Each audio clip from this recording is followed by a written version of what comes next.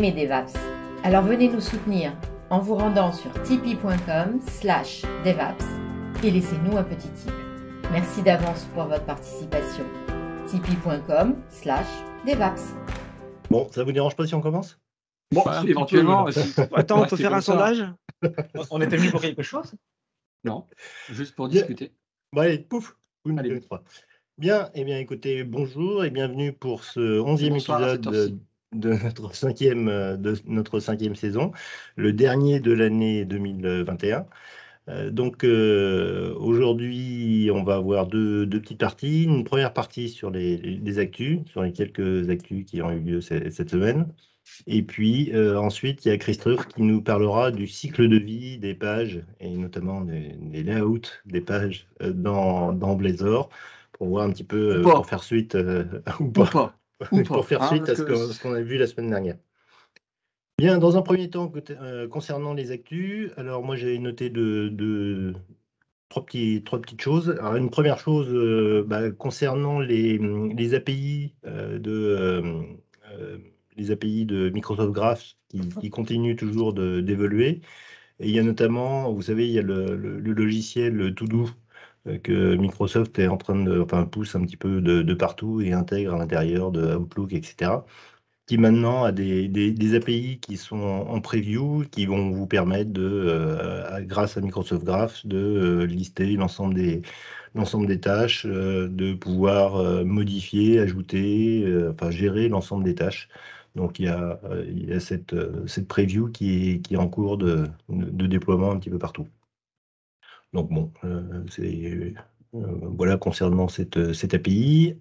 Ensuite, la grosse actu de cette semaine, ça a été, je ne sais pas si vous en avez entendu parler, enfin je suppose quand même, c'est le bug de Log4j. Donc Log4j qui permet de gérer les logs, de créer des logs dans les différentes applications. Alors au niveau du développement d'une application .NET, on a ce qu'on appelle Log4net, qui est le portage de Log4j sur la plateforme .NET. Et il a apporté le bug? Alors non, le bug n'est pas disponible, si on peut dire. Merde. À Il faut installer une mise à jour pour l'avoir. Ouais, même pas, non. Ils auraient pu faire un effort quand même. Putain. Ouais. Non, donc en gros, le bug, d'après ce que j'ai compris, c'est que avec la version pour Java, vous savez, quand vous faites des logs, vous pouvez formater les messages qui sont à l'intérieur de vos logs grâce à des sortes de templates. Et dans les templates, les possibilités de templates à l'intérieur de Log4j, vous aviez la possibilité d'utiliser des appels à ce qu'ils appellent le GNDI, c'est-à-dire c'est le Java Name, et après je ne sais plus ce que c'est le DI. C'est parce que ça commence par Java que c'est ça le problème. Voilà, oui, peut-être, oui. Nous Donc, croirons ensemble. Qui permettait d'appeler notamment des objets qui sont à l'intérieur des LDAP. Et puis, bon, il y avait un petit bug, ce qui fait que vous pouviez accéder à des objets autres que les LDAP auxquels vous pensiez avoir. Alors, la problématique, c'est que donc du coup, on pouvait faire c'est un peu de l'injection SQL à l'intérieur de la plateforme de log. Alors, le problème, c'est que non seulement ça atteint, j'allais dire, les applications web, entre guillemets, traditionnelles qui utilisaient le Log4j, mais ça peut aussi intervenir un petit peu plus bas, c'est-à-dire imaginez que vous ayez un site web qui interroge en interne un back-office quelconque, qui lui utilisait le Log4j, on pouvait avoir le bug qui pouvait être atteint quand même grâce à ça. Alors, il y a eu une annonce officielle de la part de Microsoft, notamment concernant Azure DevOps, disant que, a priori, ils n'étaient pas touchés, parce qu'ils auraient pu être touchés parce qu'ils utilisent derrière Elasticsearch, et Elasticsearch utilise, lui, Log4j. Mais a priori, il y a eu un post hier de la part de, comment elle s'appelle? Je ne sais plus quand même, Gloridel Morales, voilà, disant que normalement, ce bug ne les concernait pas. Bon, donc Maintenant, parallèlement à ça, ils ont envoyé des messages. Enfin, en tout cas, moi, j'en ai reçu au niveau de la boîte parce qu'on a des applications qui ont été développées en Java. Et donc, je suppose que Microsoft a vu que c'était la plateforme Java, donc ils ont quand même envoyé en disant tiens, vérifiez que vous n'utilisez pas ce composant-là. Ouais. Je ne sais pas s'il y en a d'autres parmi vous qui l'ont reçu. Oui, je l'ai reçu aujourd'hui. Ouais, voilà. Denis, Donc. c'est Microsoft ou Onirix qui t'ont posé la question? Non, Microsoft a envoyé à Onirix pour dire ok.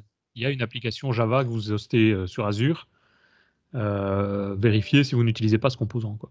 Moi, ils m'ont rien envoyé pour VB6. C'est bizarre. Non, c'est étonnant.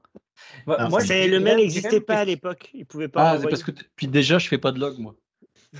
Ah ben voilà. C'est-à-dire, moi, je j'ai fais quand même une attention quand question je code, alors intéressante dès le à dire. départ, il n'y a pas de raison de faire du log.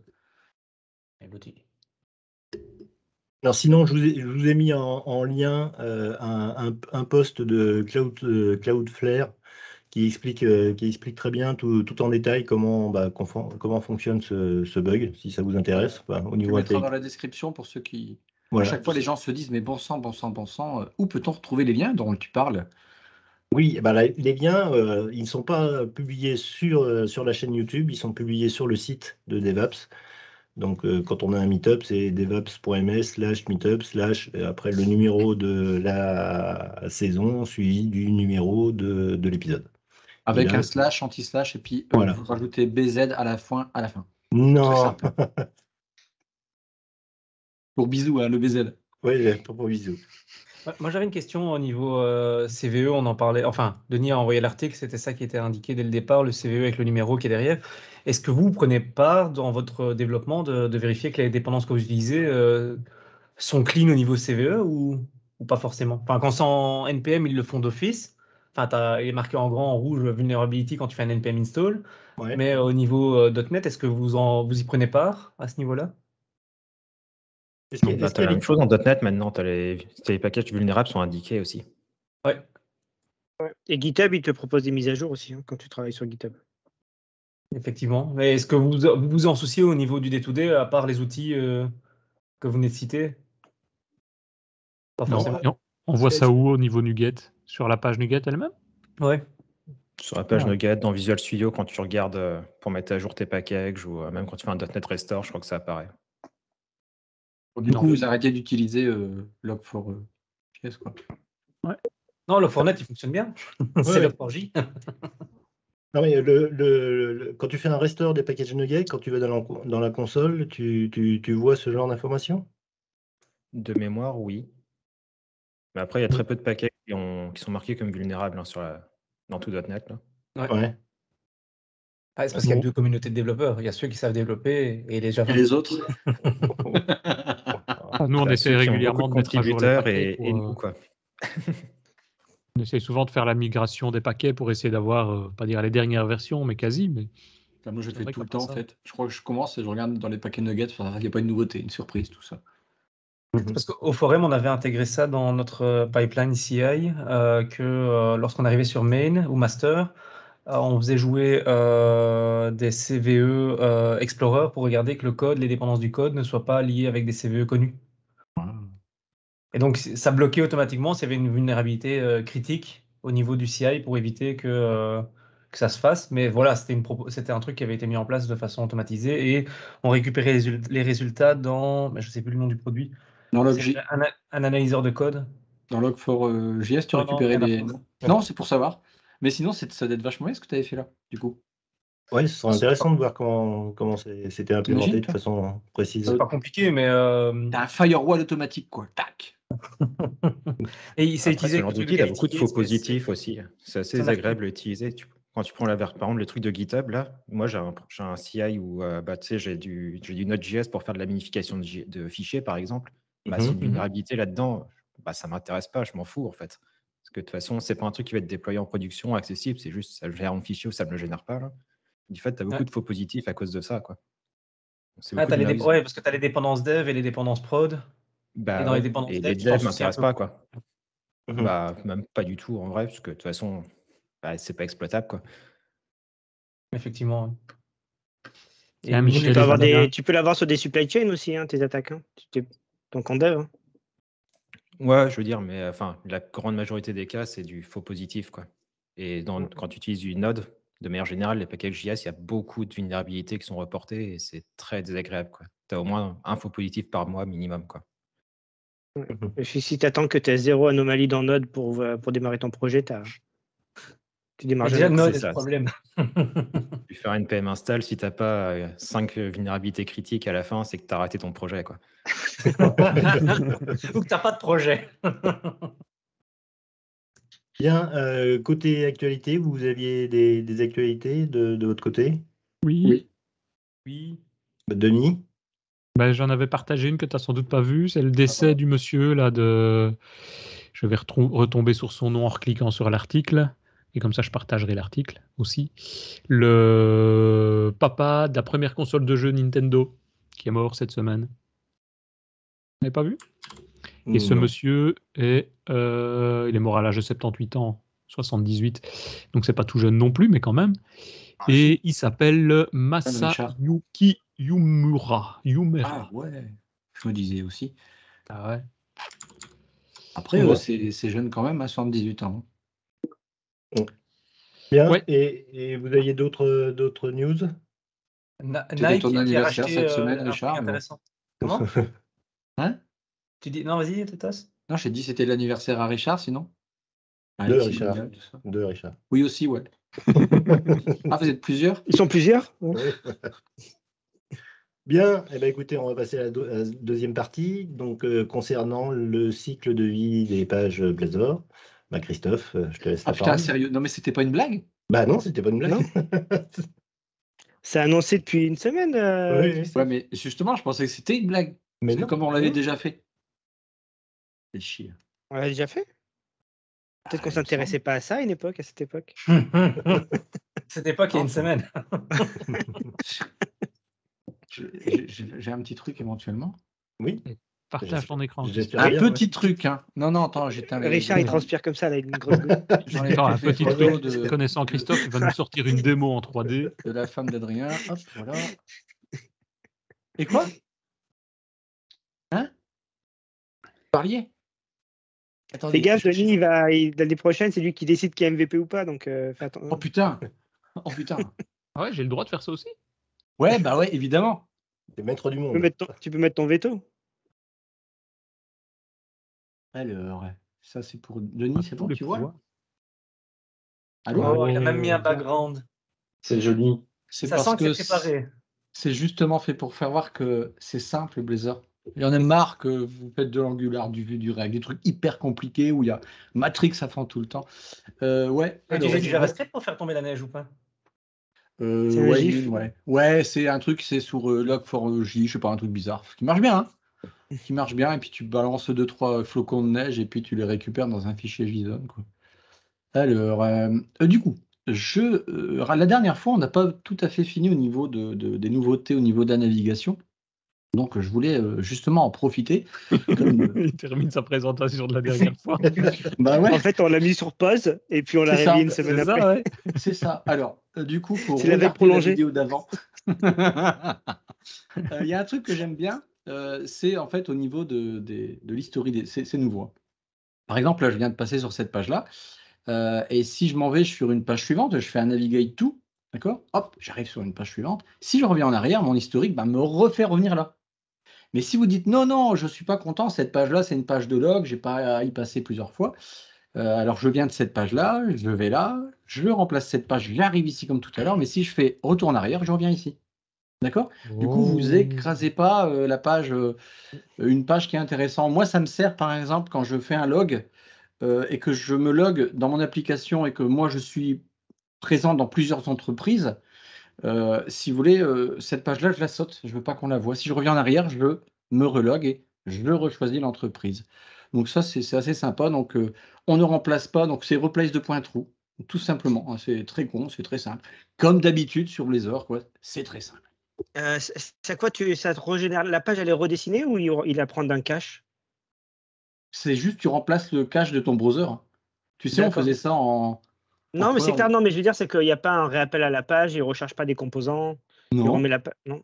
c'est normal. C'est juste l'historique de ton browser que tu dégages, quoi. Ouf, voilà, tout Simple Minds. La dernière fois, rappelez-vous, on avait testé, on passait des paramètres avec les paramètres traditionnels d'une page. Et point d'interrogation, machin, égal, truc, tous les paramètres qu'on peut mettre. Et bien, en fait, on peut maintenant, dans Navigation Manager, on peut passer des URI plus sophistiqués.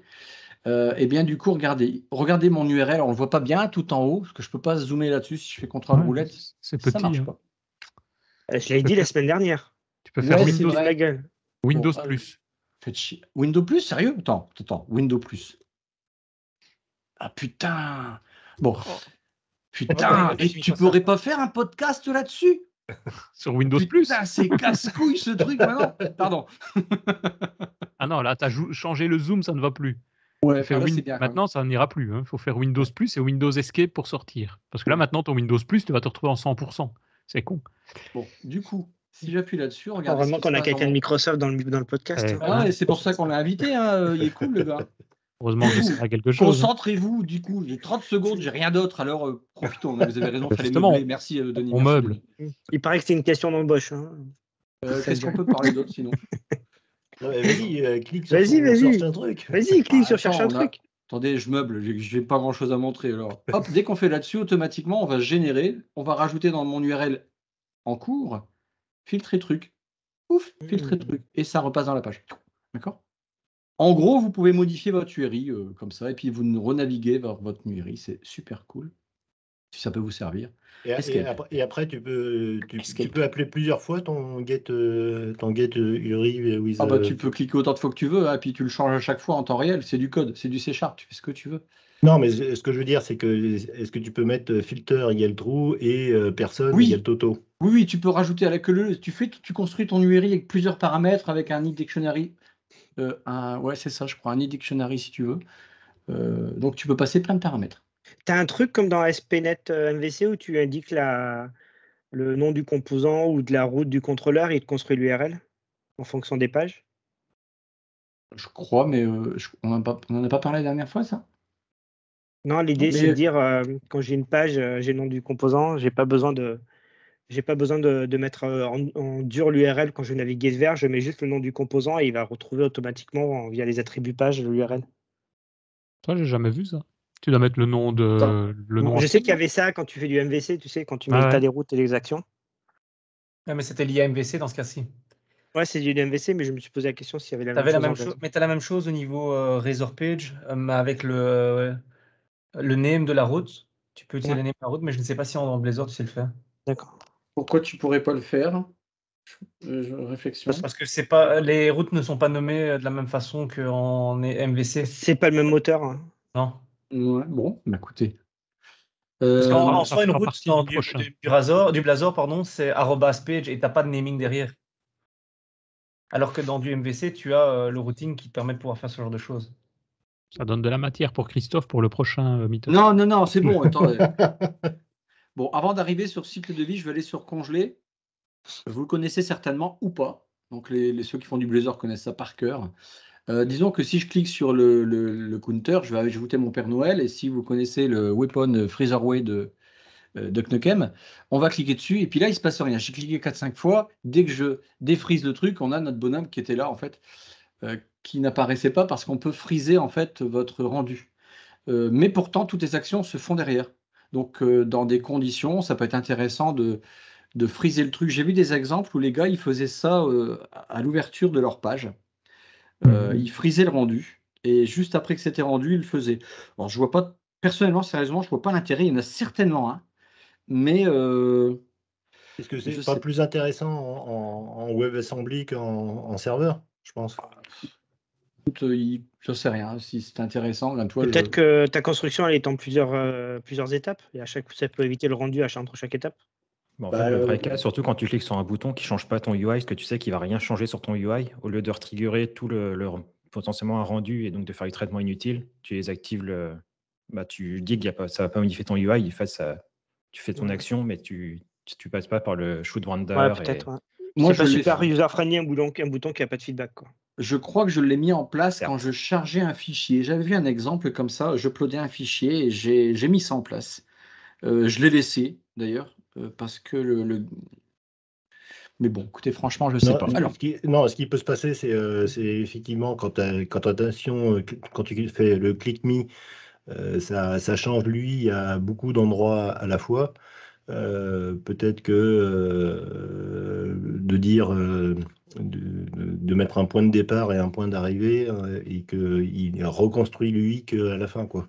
Je sais pas. Peut-être bref, écoutez, c'est simplement le shoot render. Hein. On lui dit tu fais le rendu ou tu le fais pas, tout simplement. Hein. C'est un booléen. Donc, moi, j'ai inversé pour la démo, mais sinon, voilà. Écoutez, Ouais, sinon, tu implémentes une interface sur ton handler, là, enfin sur ton événement. C'est une autre façon de faire. Le cycle de vie, c'est un truc hyper chiadé. Je trouve à mon goût. Je trouve que le cycle de vie, il est super dur à comprendre. Alors, d'où ça part le cycle de vie? Ça part que votre application Blazor, il y a 3 modes. Il y a 3 modes de rendu. Il va y avoir un mode qu'on va dire serveur. Tout se passe au niveau du serveur. Il va y avoir un mode statique. Bah, là, c'est comme si vous aviez une application ASP.MVC, ASP.NET. Parce que du coup, vos pages, elles sont, il n'y a rien. Il n'y a aucun dynamisme, on va dire, dessus. Ça consomme que dalle. Le partie serveur, tout est fait en fait au niveau du serveur, ce qui fait que ça peut bouffer. Et Microsoft, il a fait un compromis, il a fait un état intermédiaire. Et ça, on va le paramétrer ici. Oula. Ici, voilà, le render mode. Alors, si vous mettez en serveur tout seul ou en statique, ça va du coup interférer sur toute votre application. Donc ça, c'est le meilleur compromis, c'est le meilleur des deux mondes. Qu'est-ce qui va se passer? Quand vous allez appeler une page, cette page va être construite dynamiquement, statiquement côté serveur.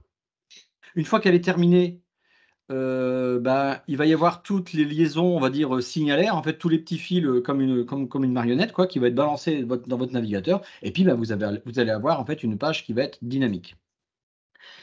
Donc, il va y avoir 2 rendus quelque part. C'est pour ça. Et maintenant, on va regarder un peu le cycle de vie à ce niveau-là. Je vais aller sur cycle de vie. Voilà. Et du coup, on va se concentrer sur l'image de droite. Ça vient du docs Microsoft. Donc, en fait, au premier pré-rendu, quand on est dans le mode que je viens de vous citer, le pré-render bidule machin, on va tout de suite appeler le set paramètre async. Il est appelé tout de suite avec onInitialize. Alors, le onInitialize, il est async ou pas. Il n'y a aucune raison d'avoir les deux cas, mais ça marche quand même, j'avoue, d'avoir les deux en même temps. Et juste après, d'après le graphe, vous regardez, parce que j'aime bien, c'est d'après le graphe. Vous allez avoir, si la tâche si c'est async, c'est pas async qui va attendre que la tâche se finisse et fait le rendu. Sinon, il va aller après, on est arrivé côté browser, en dessous, quelque part.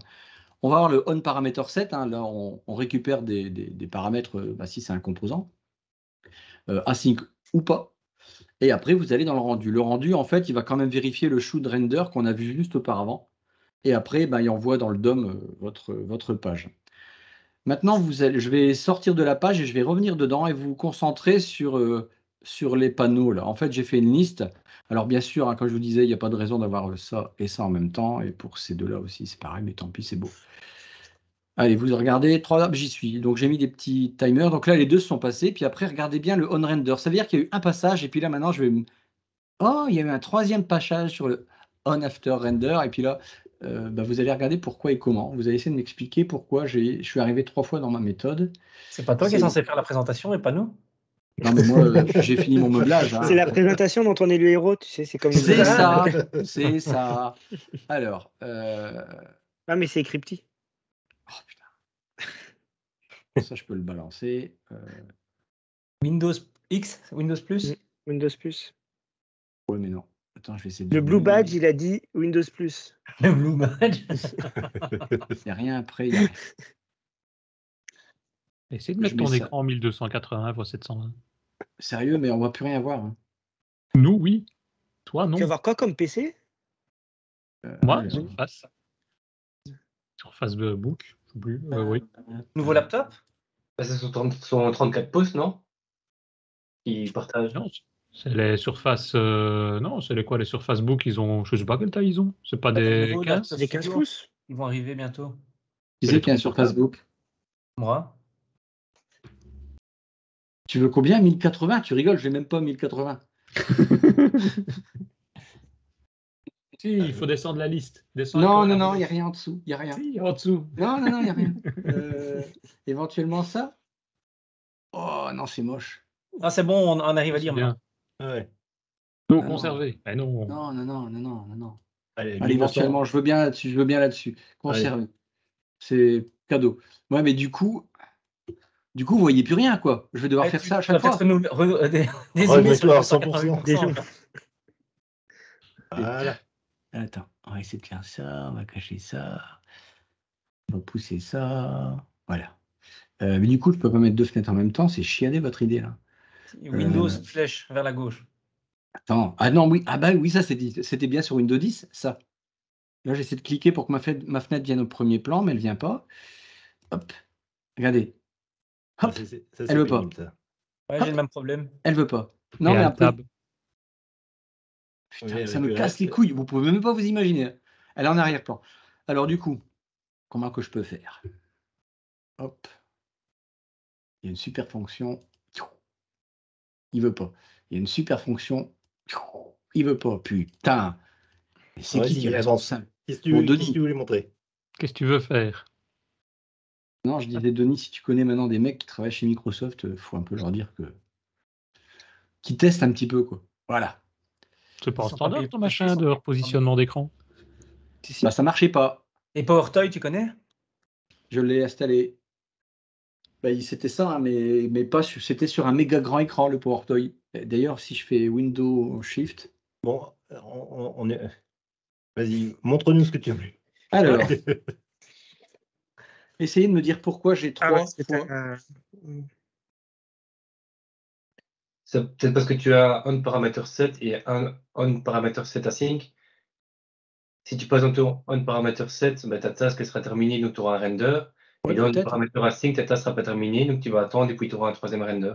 Ouais, peut-être. En fait, ce que je veux dire, c'est que c'est quand même hyper chiadé. Le côté cycle de vie, à part le invoke async qui n'existe pas, c'est hyper chiant, je trouve, hein, à comprendre. Franchement, moi, j'utilise tout, je mets tout dans.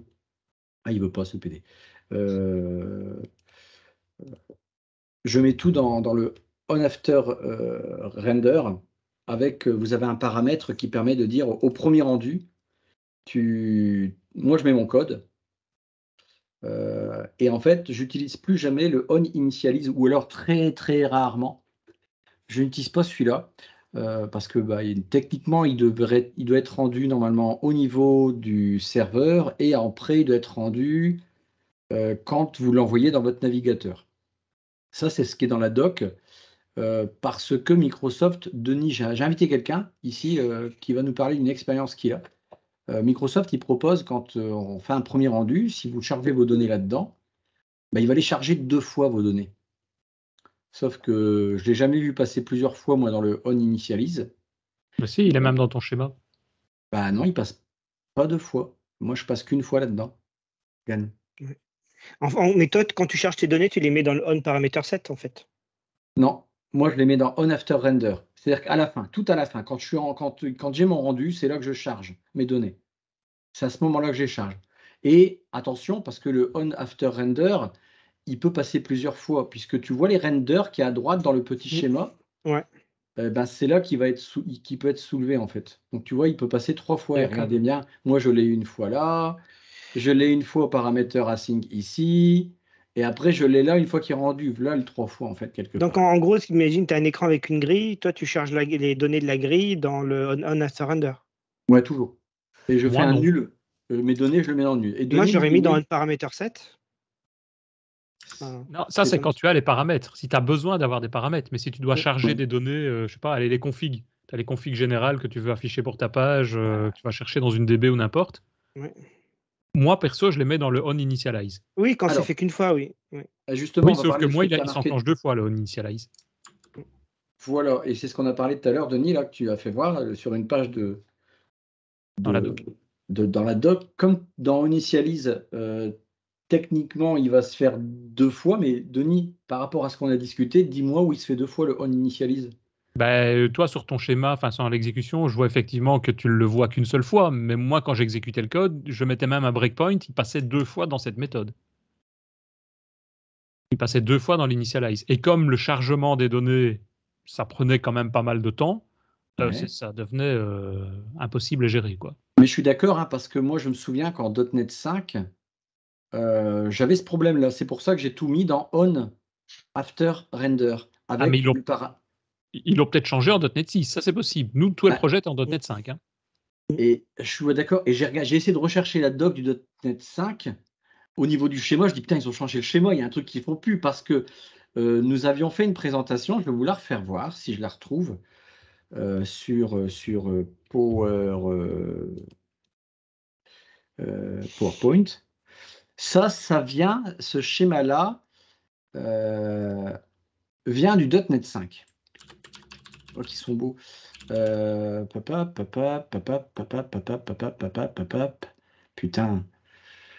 Il n'y a pas la CSN ici. Hein. Regardez ça. On était en .NET 5. Et regardez bien, ici, on avait le onInitialize qui était là-haut. Ouais. On était côté serveur. Et il passait 2 fois. Ça, en .NET 6, ils l'ont dégagé. C'est-à-dire que maintenant, ouf, le onInitialize doit se trouver. Mais alors, de quel côté il se trouve? Ici ou ici? Ça, je ne sais pas. Je ne saurais pas dire. Mais ils avaient parlé qu'ils allaient le revoir, hein, ça. Parce que c'était effectivement le onInitialize qui passe 2 fois. Et en fait, ce que Christophe dit, là, pour la petite histoire, le lien que je lui ai partagé tout à l'heure et que nous, on utilise, et qui est indiqué dans la doc, c'est comme dans le schéma qu'on voit ici, il exécute 2 fois le onInitialize, côté pré-render et puis côté rendu définitif, entre guillemets. Les chargements qui sont faits à l'intérieur ou le code qui se trouve là-dedans, forcément, il est exécuté 2 fois, puisque la méthode s'exécute 2 fois. Et donc, ce que Microsoft conseille de faire, c'est d'utiliser un memory cache et de dire, la première fois, on va chercher les données, on les remplit. Oui, c'est ça, voilà. Et il y a un exemple en dessous. Donc, il dit, voilà, par exemple, le get forecast async, on le remet dans un memory cache. Par défaut, c'est un memory cache de 30 secondes. Et donc, ils estiment que 30 secondes, c'est largement assez pour pouvoir faire le remplissage des données. Et donc, la deuxième fois, il dit, elles sont déjà en mémoire, on ne va pas aller les recharger une deuxième fois dans l'ADB, on les récupère directement en mémoire. Voilà. Et nous, tout notre projet qui est fait en .NET 5, on l'a fait comme ça. Alors, je suis complètement d'accord. Parce que regarde, c'est que si tu as ton serveur pré-render, mais si tu es en mode serveur. Oui, mais la plupart du temps, tu te mets en serveur pré-render maintenant. Ouais. C'est ce qu'il conseille d'ailleurs. Il conseille même, Microsoft conseille de faire en pré-render parce qu'il y a, comme son nom l'indique, des pré-rendus qui sont effectués. Et donc, il y a quand même des optimisations dans l'aspect pré-render où il peut lui-même gérer des pré-rendus, donc des calculs préalables avant le remplissage et avant l'affichage de la page. Et quand tu vois la doc, ils le disent bien. Tu vois, ici, il va être rendu 2 fois. Quand il est pré-rendu statiquement au côté serveur et après la connexion, après que le signalaire a fait sa connexion.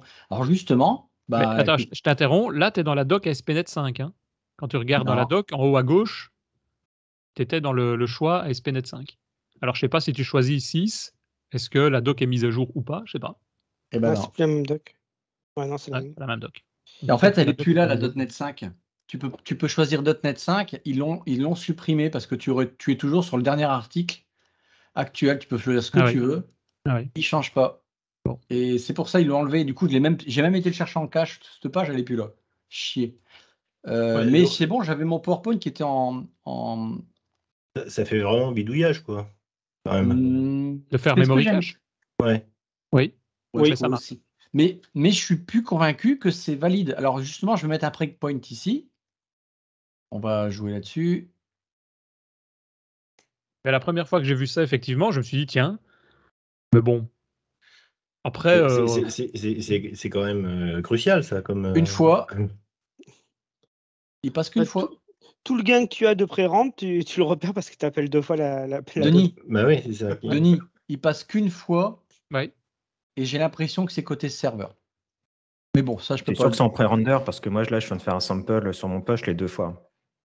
En .NET 6 .NET 6, ouais. J'ai fait un console write line. J'ai fait un console write line. .NET Run, je le vois 2 fois dans mon output. Donc, je passe qu'une fois, Gann. Je peux pas te dire autrement. Gann, je fais cycle de vie. Gann, là, je passe une fois. Allez, je fais F10. Je fais en dessous. Je suis passé qu'une fois. Ouais, mais t'es bien pré-rendered? Oui. Pré-render serveur, oui. Oui. J'arrête mon code. Vous allez tout de suite aller voir sur mon... ici, je suis en pré-render serveur. Je ne passe qu'une fois. Je voulais vous montrer un dernier truc. Juste retour sympa, c'est aucun rapport avec ce qu'on a dit. C'était Maui. J'ai testé Maui. Juste auparavant, je voulais vous faire voir juste une chose. C'est mon planning qui est fait en Blazor. D'accord? Donc, c'est du Blazor Server, .NET 6. Donc ça, c'est un composant que j'ai mis au point pour avoir différents... Bref, pour faire ce qu'on veut. J'ai pris ce composant-là. J'ai mis toutes les petites... j'ai fait une application Maui Blazor. J'ai fait du copier-coller. J'ai mis tous les modèles que j'avais et j'ai lancé mon application Maui et ça marche en une seconde. J'étais bluffé, sincèrement. Donc, on retrouve ici dans Page, j'ai mis mon composant, mais le même. Hein. J'ai rien fait. J'ai mis ici des modèles parce que j'ai des petites des tâches, des ressources, bien évidemment. Et ça a marché direct. C'est juste pour vous dire que waouh, quoi. C'est du web embarqué dans l'appli ou c'est du C'est une natif? WebView, ouais. C'est la WebView Web 2. View. Et ah merde, pardon, là il est en simulateur, mais c'est pas grave. Après, je vous lance sur Windows, ça sera plus rapide. Vous avez juste le Maui check pour installer. En fait, .NET install Maui check, je sais plus quoi. Il fait tout pour vous. Alors, ça fait très très barbu parce que c'est plein de lignes de commande. Ça fait super beau. J'ai appelé ma femme pour qu'elle voit que c'est un peu sérieux ce que je fais et tout. Et du coup, franchement, j'ai rien fait, quoi. J'ai vraiment fait du copier-coller, puis j'ai lancé le truc et ça a marché tout de suite. J'étais vachement étonné. D'abord, j'ai éteint mon ordinateur, je l'ai rallumé, je dis c'est pas normal, ça marche tout de suite, quoi. J'ai rien fait d'autre, quoi. Et voilà, quoi. Bon, là, on a fait un test comme ça la semaine dernière avec la même chose, mais dans une application WPF. Qui c'est qui parle, qui n'est pas déguisé ni pull moche? Si, je suis déguisé. J'entends une voix. Mais il n'est pas moche du tout.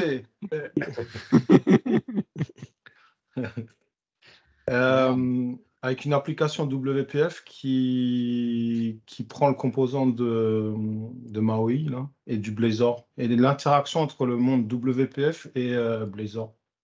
Ouais, c'est vrai que c'est assez bluffant, quoi. Et putain, j'ai fait waouh. Bon, maintenant je cherche l'intérêt, mais il y en aura certainement, hein. Mais j'ai rien fait, quoi. J'ai trouvé ça super cool, quoi, parce que Voilà, l'intérêt, c'est de mettre ton application sur un client Mac, Linux, Windows et d'accéder par exemple au file system si ça peut t'ajouter quelque chose dans un cas, quoi. Ouais, et du coup, si je lance sur l'application OS. Windows, ouais, c'est ça, c'est peut-être avoir une meilleure intégration qu'une application web et d'aller sur le store. Mais bon, il y a d'autres moyens, hein. Mais franchement, là, ça va aller beaucoup plus vite dans l'application WPF. Mais franchement, j'étais waouh. Voilà, donc là, je suis dans le. C'est la même app, quoi. Et putain, j'ai rien fait, quoi. Ah voilà, c'était juste pour vous montrer les petits détails. Donc, tu as ton application qui est mobile, ça y est? Bah non, parce que je m'en fous, elle est web déjà. Donc pour l'instant, je cherche vraiment l'intérêt. Je ne l'ai pas encore trouvé, ça viendra avec le temps, hein, d'ici 10 ans. Peut-être mettre le mode offline, plus intéressant. Je peux le faire en PWA, techniquement. Ouais, mais tu as plus de... Là, tu as accès à toutes les ressources de la machine, quoi. Plus d'espace. Ouais. Donc là, si tu veux faire un process.start, tu peux, quoi. Ouais. Oui, d'accord. J'ai une question. Donc là, tu as une application WPF avec la WebView, là, le Maui View, je ne sais plus comment ils appellent ça, comme on a fait. Et la question que je me posais, c'est j'essaie de comprendre en fait comment ils géraient le truc au runtime. Et si par exemple, dans l'application web que tu construis, tu peux mettre d'autres technos comme par exemple un composant React ou quelque chose comme ça. C'est pour moi qui te réponds. En gros, si tu veux savoir comment ça marche, c'est si tu vois comment marche, tu comprends comment marche Blazor Server, c'est la même chose, sauf qu'en fait, ton serveur, il tourne dans ton application. Il n'est pas dans la WebView, il est dans ton application, là. Ouais. Et du fait, quand il communique avec la WebView communique avec ce faux serveur, parce que c'est pas vraiment, c'est pas via le protocole HTTP, là, mais ça communique entre eux. Et de la même façon, en gros, c'est ton application qui va générer l'arbre de rendu, qui va envoyer ça à ta WebView, qui va utiliser le code JavaScript de Blazor pour modifier le DOM, etc. D'accord, ok, parce que moi j'ai vu une présentation justement où il disait, bon, après c'est pas ce que tu as dit, mais il disait justement qu'il y avait qu'il n'y avait pas cette idée de. Il n'y avait pas un process qui était le serveur, qui communiquait avec le truc, tout était ensemble, quoi. Et donc, effectivement, Ouais, c'est juste qu'en fait, il n'y a comme pas vraiment de serveur au sens où, enfin, de serveur HTTP ou de serveur. Mhm. C'est la communication, elle est Ouais. vraiment au niveau de la WebView qui est un protocole de communication là. Donc D'accord, tu ok. vois jamais un message au Ok. sens HTTP qui passe, quoi. D'accord. Ouais, justement, c'est le premier truc que j'ai essayé pour voir quand tu faisais un appel et tout ça, si tu le voyais dans le debugger du browser. et tout ça. Ok. Donc, c'est les mêmes concepts avec le DOM et le Shadow DOM, mais c'est juste pas envoyé par un truc signalaire ou un truc comme En ça. gros, c'est le C'est juste protocole de en communication qui est in-process, différent, quoi. quoi. Ouais, ok. Ouais, c'est ça. Ok. Enfin, Et, c'est et donc, génial. pour toi, est-ce que tu peux embedder quelque chose comme un composant React? Bah, c'est une WebView, hein, donc tu mets ce que tu veux dedans, là. Si ton Ouais. Blazor met un composant React au milieu de sa view, il va être rendu pareil, quoi. Mhm. Et plus facilement Mais avec du le, React qu'avec de l'Angular ou ce genre de choses, d'ailleurs. et le JavaScript et tout ça, ça tournera pareil. Bah ouais, c'est dans la WebView, donc C'est en plus, c'est Edge, enfin c'est la WebView qui fait le Ouais, qui fait toute l'exécution c'est en comme, fait. mais c'est c'est comme ça, si ouais. tu avais ton browser, quoi. C'est bluffant.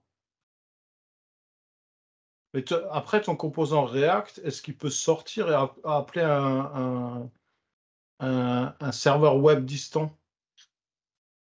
Ou Bah, est-ce ça dépend des il doit contraintes que tu mets passer sur ta par ton WebView. application? Ouais, Non, tu peux, j'imagine. de la même façon que ta WebView peut loader du CSS ou autre, enfin tu sais, tu peux faire des calls HTTP, à moins que tu filtres ce que ta WebView a le droit de faire, là, mais ça va pas être le D'accord. comportement par défaut. Ok, ouais, c'est bon. Bon, ça va. J'essaye ça. Ok. Tu avais autre chose à nous montrer sur. Non. Parce que moi, ce que je retiens là, au niveau du cycle de vie, j'ai vraiment l'impression que c'est du bidouillage, quoi. Enfin, j'ai du mal à comprendre qu'on en soit à ce niveau-là, quoi. Non, il faut juste comprendre l'ordre dans lequel les événements, enfin les méthodes s'exécutent.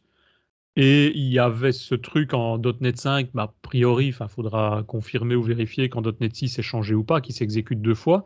Et Ce si que disait s'exécute 2 Gérard, fois, c'est que ça s'exécute 2 fois, là. Hein. ben voilà, si ça Bah, sur mon s'exécute 2 poste, fois, il faut ça se fait pouvoir 2 fois en tout déterminer. cas, mais Il faut savoir comment faire pour déterminer que c'est la vraie première ou la deuxième fois. Et c'est ça un peu la difficulté de la chose, quoi. Alors après, il y a une explication, hein, quand tu vas voir, pas dans la doc, mais dans le GitHub, parce que justement, ils en parlaient entre .NET 5 et .NET 6 de ne pas avoir cette exécution, de double exécution. Il faudrait que je retrouve, il y avait une issue dans GitHub qui parlait de ça. Où ils expliquaient pourquoi le problème qu'il y avait, etc. Et qu'apparemment, c'était pas simple pour eux de ne pas avoir ce traitement-là. Il y a une explication logique derrière, qui n'est pas logique pour nous à l'utilisation, mais qui était logique techniquement. Bon, ça nous aide pas, mais Mais donc moi, c'est juste savoir les événements dans lesquels ça passe, mais c'est tout, quoi. j'ai une page ici où j'utilise le on-initialize et le after on. Vous le voyez mon écran, là, je vais rezoomer, j'ai changé ma Ouais. résolution. D'accord, donc j'utilise les deux, ok. Mhm. Je suis en .NET 6. Hein. Cette page, c'est là. Si je vais cliquer sur calcul d'heure, je vais arriver là. J'y vais, hop, boum, je tombe sur on-initialize, je continue. C'est tout, c'est rendu. C'est qu'une fois. Depuis .NET 6, c'est qu'une fois. Moi, je ne comprends pas comment vous pouvez passer là-dedans 2 fois. attends, je vais t'envoyer mon code là. Fais un nouveau projet, fais un Mais .NET New là. ça, c'est un ancien projet que j'ai migré et celui que je vous ai montré tout à l'heure, je l'ai fait ce matin. .NET 6 direct. Ouais, Alors, juste pour essayer là, juste pour voir si c'est juste moi là, je suis dans le chat. Tu fais un nouveau projet dans la page index, tu rajoutes. Tu mets le code que j'ai mis dans le chat et moi j'ai les consoles pour Redline sont faites 2 fois là. alors attends, je vais faire un nouveau Pas une projet fois. tout de suite. Comme ça, Nouveau je vais voir si projet c'est moi qui Blazor les fous ou si c'est Server.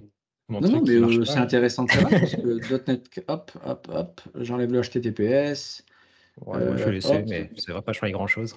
Mais là, Non, tu as le on-initialize et on-initialize async dans ton code. Et tu vois 2 fois lequel? Qui 2 Les fois deux. initialize? Moi je veux 2 fois les deux. Alors 2 attends, fois les deux. je cherche le code de Je Teams. je vais réessayer là. Je suis en train de. J'ai tout cleané, je vais rebuilder pour être sûr. Copier-coller du code de Teams, j'ai un très très très mauvais souvenir. On va voir, ça se tente. Ah, il a juste écrit un petit virus, c'est bon. Non, mais c'est pas ça, c'est qu'il y a des caractères invisibles de merde. Alors, je mets deux consoles, play again.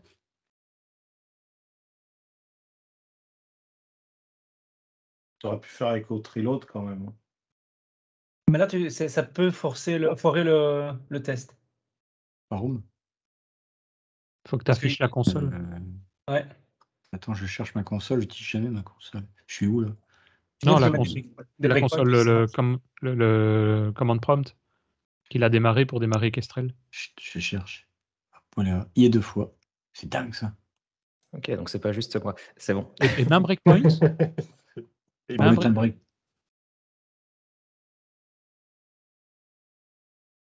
Hein? Ah, le breakpoint, il passe qu'une fois. Peut-être il passe pas le breakpoint. Ah, mais je dans sais le pourquoi. serveur. Laisse tomber le break. Est-ce que. Non, non, mais attends. C'est peut-être bête ce que je vais dire, mais le breakpoint. Enfin. côté là, on est client, en il se fait pas. Ben, il n'y a pas au niveau rendu. Quand il fait son calcul de rendu, passe-t-il? Ben non, il devrait passer quand même. Si, il devrait passer. Le breakpoint, normalement, il doit s'arrêter. Hein. Ouais, après, il y a des bugs dans Visual Studio avec Breakpoint, Blazor, tout ça. J'ai pas la meilleure expérience. Hein. Bref, c'est. Et donc, il passe plusieurs fois dedans ou pas finalement? Là, il passe sur la console, on l'a 2 fois. Ouais. Alors après, tu avais le on-after dans ton code, tu avais dans le on-after machin là, tu avais le paramètre first render. Ouais, mais le on-set parameter, c'est celui-là que tu veux dire? Tu as tous ces événements-là. Tu as le set parameter, tu as le. Oui. Ouais, pour non, moi, mais le problème de celui-là, où tu as le first render pour savoir s'il est rendu la première fois ou pas, c'est qu'il se fait après les autres événements. Et du coup, il peut déjà y avoir une partie du rendu qui est envoyée puisque tu es en pré-render. Et le pré-render, il commence déjà à construire sa page et à envoyer déjà ce qu'il peut. Et après, si tu fais le rendu, il va dire, ah ben il y a du contenu qui a été changé, donc je vais réenvoyer du contenu modifié. Et donc tu peux avoir des effets de bord derrière ça. Donc moi, perso, j'aimais pas travailler de cette manière-là. Je trouvais que le plus logique, c'était quand même de travailler avec le on-initialized. Puisque c'est l'initialisation, c'est avant tout, entre guillemets. Ça dépend. Mais avec cet inconvénient que ça passe 2 fois. Merde, je crois que j'en ai un truc qu'il fallait pas. Ça dépend. Oui, ça dépend des cas, hein, mais je parle de manière générale, quoi. C'est-à-dire, nous, les pages, par exemple, de manière générale, c'est quoi? On a une page qui affiche, c'était l'application pour les gestions de chevaux. On donne un numéro de cheval en entrée en paramètres et on affiche les données de détail du cheval, quoi. Donc, on va les rechercher dans la DB. Toute la lecture se fait. Donc, dans le onParameter7, on va récupérer les paramètres et puis on a toutes les informations d'affichage qui se font sur base de ça ensuite.